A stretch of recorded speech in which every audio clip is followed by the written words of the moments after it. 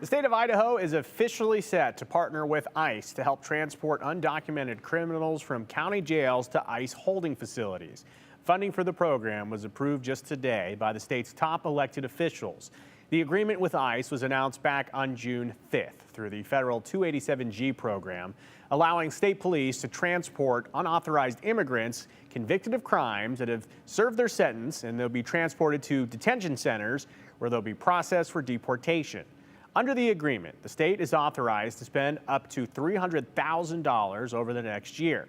Immigrant advocacy groups spoke out when the agreement was announced. They worry this program opens the door for racial profiling and possible raids in search of undocumented people. I spoke with Governor Brad Little and the director of Idaho State Police about those concerns and the scope of this agreement. Idaho is now investing in transporting undocumented people convicted of serious crimes to ICE detention centers. The State Board of Examiners approved up to $300,000 for the program over the next 12 months. Why should Idahoans be paying for this instead of the federal government? Well, and we may get paid back. I was on a conference call with Secretary Noem, and we may get paid back. But I don't want to say, well, send us the money first. We're going to do it.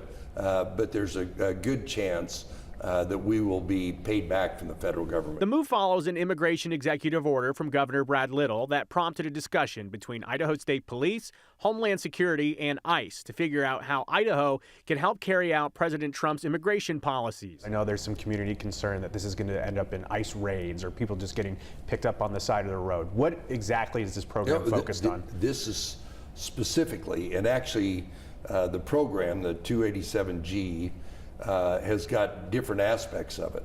The aspect that we've signed on to is that these are people that have been arrested, been convicted, served their time, and they're otherwise they just go back out on the street. And even before we call ICE, they wouldn't do anything. But now this administration has a whole different.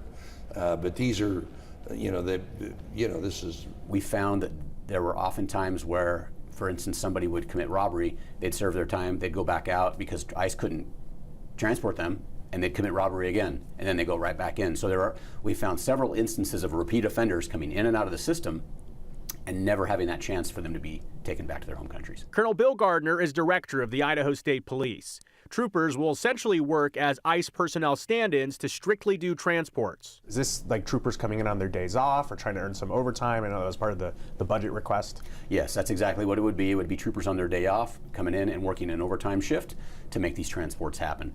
Typically, the arrangement that we have with ICE is that they would give us 2 or 3 days notice to, this particular jail we'd do a pickup, and then we would move to this jail and do a pickup, and here's where we would transport them. In recent years, Idaho would notify ICE about undocumented people set to be released from county jails, but ICE simply didn't have resources to pick those people up for transport to ICE facilities to be processed for deportation.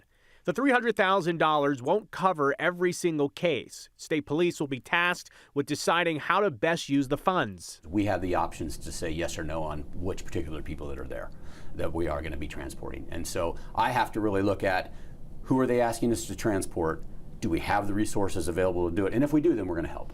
And is that your decision of just, looking at a roster of names and deciding who do we get, who do we let go? Is that your decision alone, or how does that work? Yeah, so ICE will provide the names, and then we as an agency will look through those names and determine this is who we think should go based on the crime that they've committed. And is there like a rubric or like a uniform, what you're looking for, or is it kind of case by case? Yeah, it really is case by case. I don't think that would be very respectful to have just a list of crimes and say if you've committed these, then you can be expected to be transported out of the state. I think the better approach is to look at the individual, look at the crime. Was there a firearm involved? Were they crimes against children? Was it domestic violence? Was it human trafficking? Was it illicit drugs? There are so many variables that go into how we will use our resource that we just want to get the best bang for our buck. The worst of the worst, the people that we know in a high probability they're going to reoffend, and we're going to have them back in our system. And those are the ones we want to keep the people of Idaho safe. It's pretty simple. As the agreement with ICE was announced, immigrant communities spoke out with concerns about Idaho agents' involvement in things like racial profiling, detainment of people who have not committed a crime, and actions that could go beyond the intended scope of the 287G program. It's not just, hey, we're going to start looking for people and asking for documents. Yeah, if you've overstayed your worker visa or your tourist visa or your guest visa, you are not subject to that. You will not see Idaho State troopers, raiding businesses. We are not raiding dairies. We're not doing anything to that sort. What we are doing is we are helping to transport criminals that are getting released from jails out of the state. That's the role that we're playing. It's very simple. Regardless of where you stand with politics, no one, I can't imagine anyone wants somebody who's committed robbery or assault or rape to be injected back into a community. And we really see ourselves as utilizing the tools that we have and those resources to make sure our people are safe. The program is expected to roll out in the coming weeks, and Colonel Gardner says that state police are working to make sure that the program is transparent.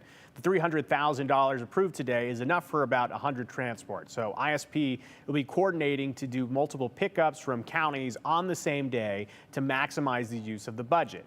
Right now, there's really only one ICE facility. That's the Jefferson County Jail in Rigby, Idaho. Governor Little tells me that he spoke with Secretary Kristi Noem about county jail space. They are working to get more jails across the state online to be ICE centers. To be clear, though, this isn't to say that ICE enforcement is strictly bound to this program.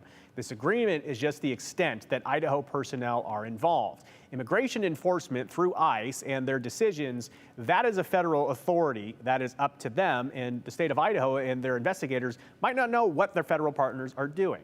And coming up tonight on the news at 6, Gabriela Lopez shares community reaction on the potential impact on immigrant families.